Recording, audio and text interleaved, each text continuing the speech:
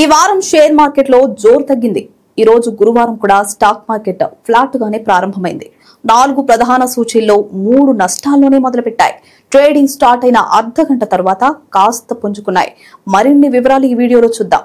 సెన్సెక్స్ ఏకంగా 119 పాయింట్లకు పైగా పడిపోయి 84,987.60 వద్ద ఓపెన్ అయింది.